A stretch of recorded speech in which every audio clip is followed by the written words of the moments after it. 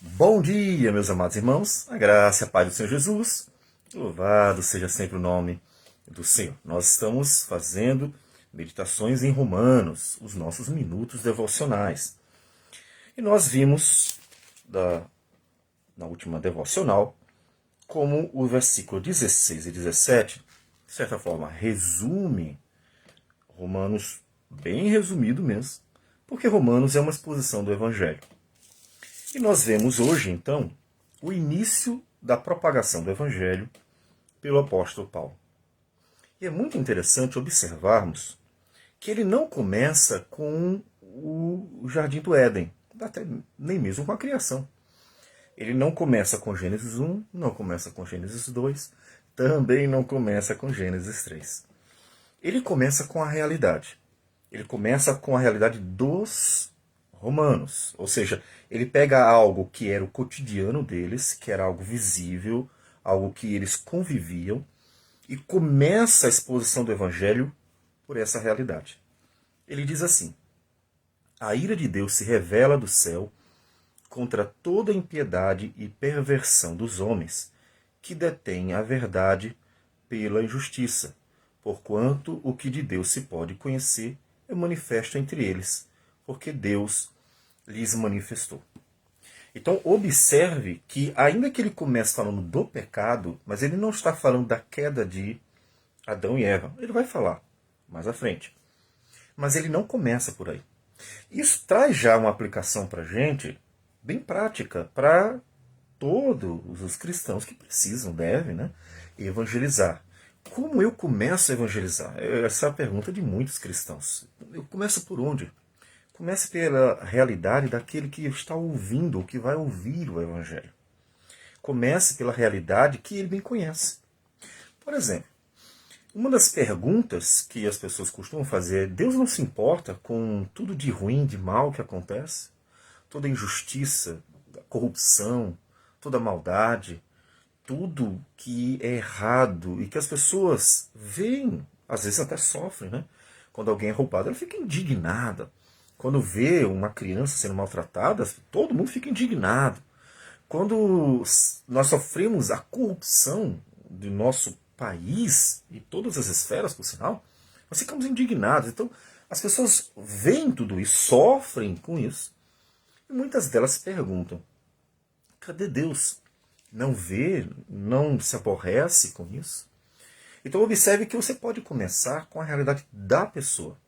É claro que você pode ser mais específico ainda quando conhecer bem a pessoa, quando souber bem a realidade dela. Por exemplo, um colega do trabalho, alguém numa universidade, ou mesmo um familiar, e você sabe melhor como entrar na questão de forma mais específica, usando tanto exemplos assim, mais universais, quanto mais particulares.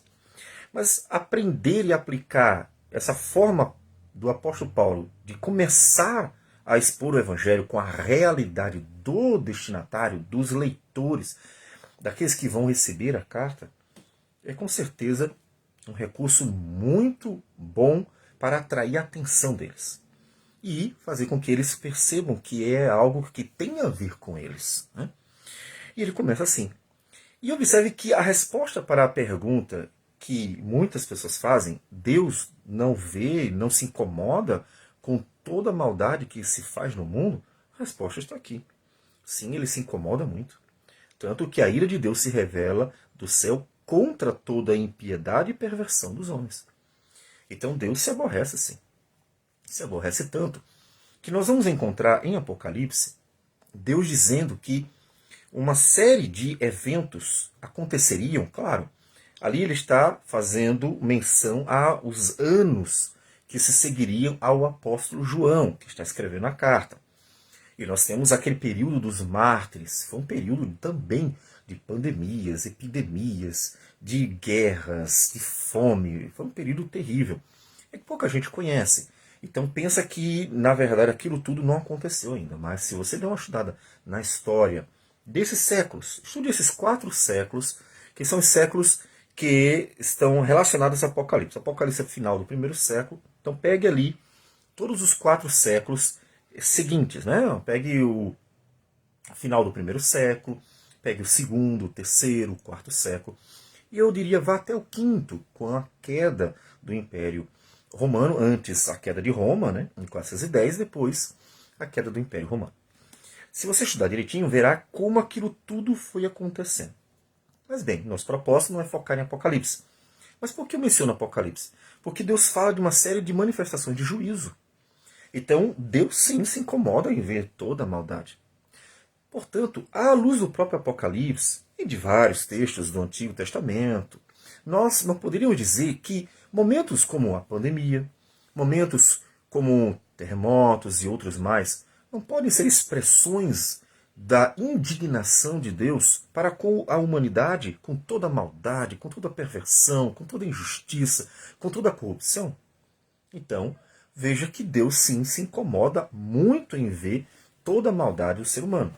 Tanto que nós temos em Gênesis capítulo 6, Deus trazendo o dilúvio, e ele diz por quê?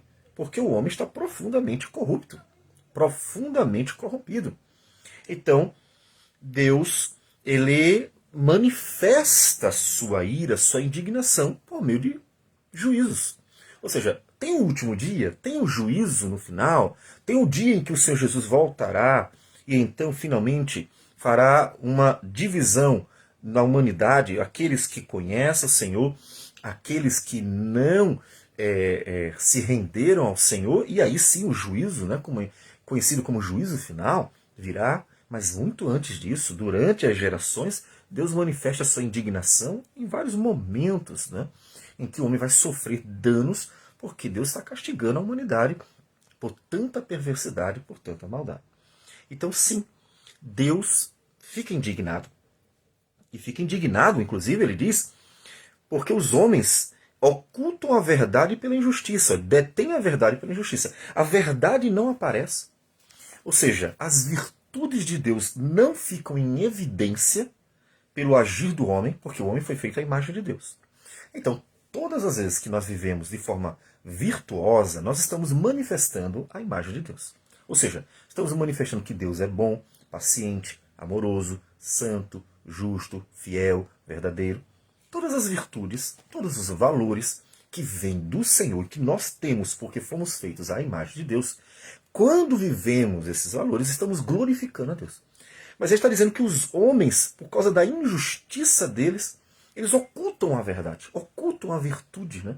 Então, as pessoas não contemplam a glória de Deus, não contemplam a santidade de Deus, não contemplam as virtudes de Deus por causa da injustiça dos homens que ocultam a verdade.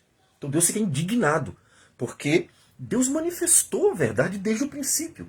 E a gente pode ver isso na história da redenção, desde Gênesis, quando Deus falou para Adão e Eva, quando Deus falou para Caim, inclusive corrigindo antes dele matar Abel, quando Deus falou para os seus filhos no decurso da história, e nós temos vários personagens, alguns deles nem sequer faziam parte da linhagem, né?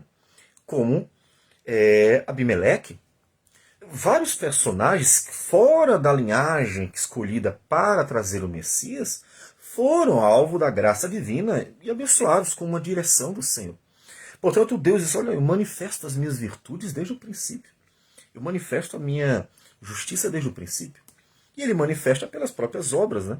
Quando Deus castiga o que é mal, Deus está dizendo que Deus é bom e que Deus não concorda com o mal, que Deus é justo e não concorda com a justiça, e assim por diante. Então Deus tem manifestado desde o princípio que ele é um Deus santo, justo, fiel e verdadeiro, desde o princípio.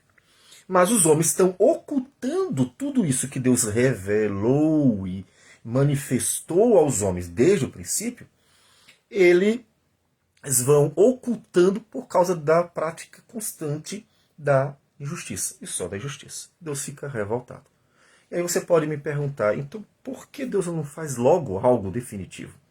Porque ele é muito paciente. A gente deve lembrar o que ele mesmo disse em Ezequiel 18:32, falando para Israel de fato, mas devemos entender que isso é bem abrangente, não apenas uma palavra direcionada especificamente a judeus da época, porque não tenho prazer na morte de ninguém, diz o Senhor Deus. Portanto, convertei-vos e vivei. Ele faz uma distinção entre justos e perversos, mas diz que mesmo perverso ele não tem prazer que morra. Então, Deus fica indignado com a justiça, mas ele não tem prazer na destruição do perverso. Então, ele é paciente. Essa é uma questão importante. Deus é muito paciente. E em Lamentações, o profeta mesmo, falando para a sua geração, que era uma geração perversa, inclusive está sendo castigada, né? O juízo de Deus está vindo sobre Judá por meio dos caldeus. Ele diz: as misericórdias do Senhor são a causa de não sermos consumidos, porque as suas misericórdias não têm fim, renovam-se cada manhã. Portanto, por que Deus não destruiu logo tudo? O apóstolo Pedro mesmo fala lá na frente: olha, aproveite a paciência de Deus, porque é pela paciência de Deus que muitas pessoas estão alcançando a salvação. Então, se Deus não fosse paciente, compassivo, e tivesse segurando a sua indignação, mesmo ele não concordando com tanta corrupção, com tanta injustiça, com tanto engano, com tanta maldade, se ele não estivesse fazendo isso, ele já teria destruído tudo. É só lembrar do dilúvio. O dilúvio, a maldade chegou a tal ponto de uma única família sobrar. E apenas essa família, portanto, fora salva. Deus acabou com tudo. Por quê? Porque nada mais prestava, né? Nada mais. O homem chegou num patamar de maldade, de violência, que diz que a terra toda estava cheia de violência. Então ele teve que purificar, para poder recomeçar e haver esperança para a humanidade. E para isso ele precisou trazer o juízo sobre os perversos, salvando a família que confiou nele. Então veja que Deus sim fica indignado, mas muito pacientemente ele vai esperando, inclusive dando a oportunidade para que os perversos também se convertam. Né? E a palavra, por isso, precisa ser anunciada. Veja que só aqui Paulo já justificou a necessidade de escrever para os romanos. A necessidade da igreja estar pregando o evangelho. Porque a única forma de as pessoas conhecerem a verdade que está sendo ocultada pela prática da injustiça dos perversos é a igreja pregando a palavra do Senhor. A igreja precisa anunciar a verdade, precisa anunciar a glória de Deus, precisa anunciar as virtudes de Deus, para que as pessoas conheçam, portanto, as virtudes do Senhor por meio daqueles que foram chamados, escolhidos, separados, exatamente para isso. Como nós vamos encontrar o apóstolo Pedro nos dizendo em sua primeira carta, capítulo 2, no versículo de número 9, em que ele diz o seguinte: vós, porém, sois raça eleita, sacerdócio real, nação santa, povo de propriedade exclusiva de Deus, a fim de proclamardes as virtudes que estão sendo ocultadas pela injustiça do mundo, mas que Deus havia desde muito tempo revelado, manifestado por meio de toda a sua palavra e suas obras também. As virtudes daquele que vos chamou das trevas para a sua maravilhosa luz. Portanto, nós precisamos continuar pregando, dando graças a Deus por ser muito paciente e estar sempre segurando a sua indignação, caso contrário já teria exterminado tudo, e confortando o coração na certeza de que Deus não concorda com nada disso. Portanto, quando o apóstolo Paulo lá na frente vai dizer em Romanos 12 que a mim me pertence a vingança, eu é que retribuirei, diz o Senhor, e diz assim, então conforte-se no fato de que Deus está vendo sim toda injustiça que sofremos, toda a maldade, todos os danos, tudo o que acontece, ele está vendo. Só que Deus é paciente, então a gente tem que esperar na paciência do Senhor, porque ela é boa, tudo que Deus faz é bom. E então, deixar que Deus mesmo manifeste a sua glória no devido tempo, conforme a sua vontade. Vamos orar então. Senhor Deus amado, bendito o teu nome. Nós damos graças por tudo, agradecemos por tudo, te louvamos por tudo. E pedimos que o Senhor nos dirija sempre por meio da tua palavra e do teu Espírito, para que, ó Deus, façamos a tua vontade, não a nós nem de homem algum, mas a tua vontade. E assim o teu nome santo seja glorificado. E é em nome de Jesus que nós assim oramos e agradecemos por tudo. Amém, Senhor. Que Deus abençoe a todos e tenham um bom dia.